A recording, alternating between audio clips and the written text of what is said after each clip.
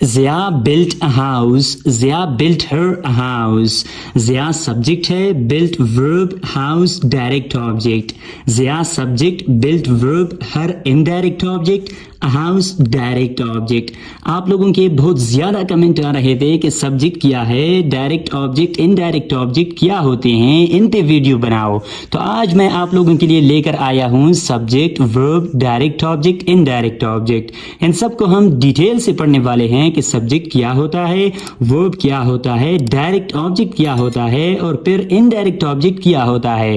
तो आइए देखते हैं. सब्जेक्ट somebody और something that performs in action, मतलब कोई चीज या फिर कोई शख्स जो काम करता है. मतलब सेंटेंस के अंदर वो शख्स जो काम करता है, मतलब काम करने वाले को हम सब्जेक्ट कहते हैं. For example, Zia built a house, Zia built a house, Zia ने घर बनाया. ठीक है, तो यहाँ पे घर किसने बनाया, ज़िया ने बनाया. ये जो घर बनाने का काम था ये किसने किया, ज़िया ने किया. तो काम करने वाला ज़िया हुआ और ज़िया हमारे पास क्या है, सब्जेक्ट है इस सेंटेंस का. ठीक है, क्योंकि ये घर बनाने का जो काम था ये ज़िया ने किया और काम करने वाले को हम सब्जेक्ट कहते हैं. ओके, जिनको उर्दू में फाइल कहते हैं. और इसके बाद हमारे पास वर्ब है. वर्ब क्या होता है, a word that shows an action और स्टेट. वो लफ्ज जो कि एक्शन शो करता है या स्टेट शो करता है. एक्शन मतलब कि कोई अमल उसमें पाया जाता हो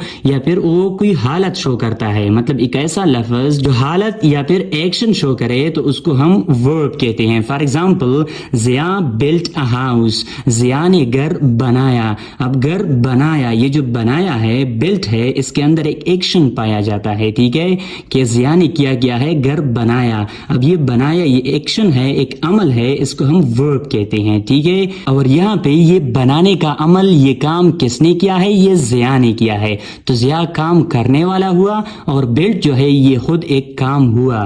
तो ये हमारे पास सब्जेक्ट है और काम को हम क्या कहते हैं, वर्ब कहते हैं. ओके, वो वर्ड जो कोई काम शो करे या फिर कोई स्टेट शो करे तो उसको हम वर्ब कहते हैं. तो यहाँ पे ज़िया हमारे पास सब्जेक्ट हुआ और बिल्ट हमारे पास वर्ब हुआ. डायरेक्ट ऑब्जेक्ट कैसे कहते हैं, whoever और whatever receives an action directly.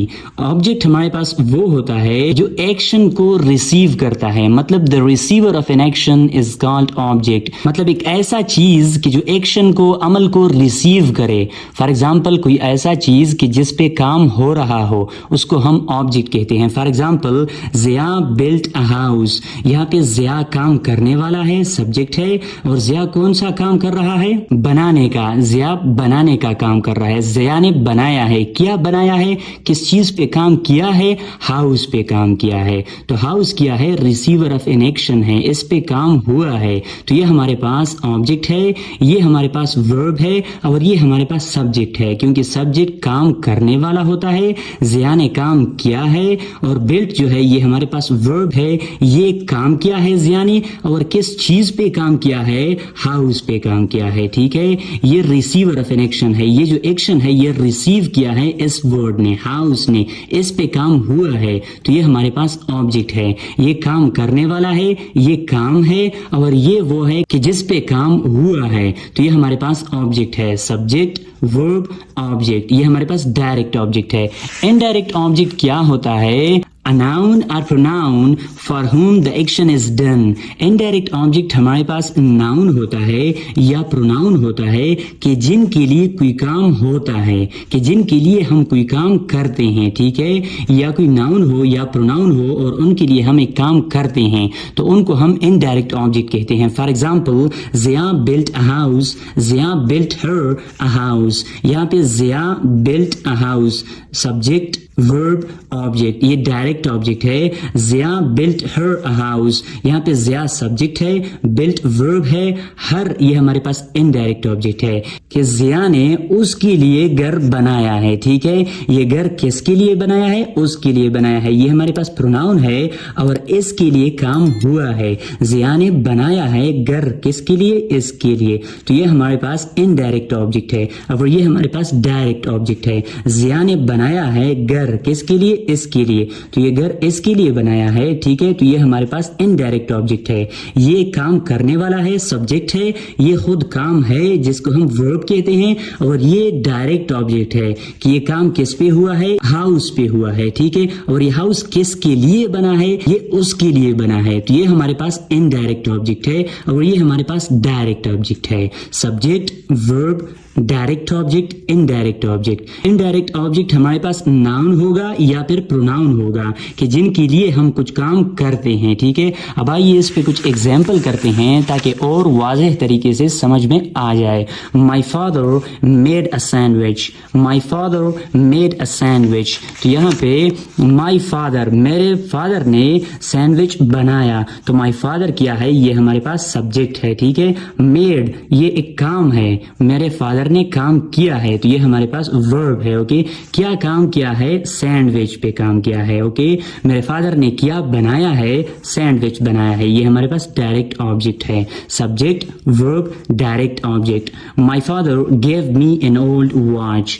My father, میرے بابا نے, گیو می, گیو کا مطلب دیا. تو یہ ہمارے پاس سبجیکٹ ہے, یہ ہمارے پاس ورب ہے. می یہ پروناؤن ہے ہمارے پاس, اور یہ انڈائریکٹ آبجیکٹ ہے. این اولڈ واچ یہ ہمارے پاس کیا ہے؟ ڈائریکٹ آبجیکٹ ہے کہ میرے بابا نے دیا اولڈ واچ, ایک پرانی گھڑی, کس کو؟ مجھے.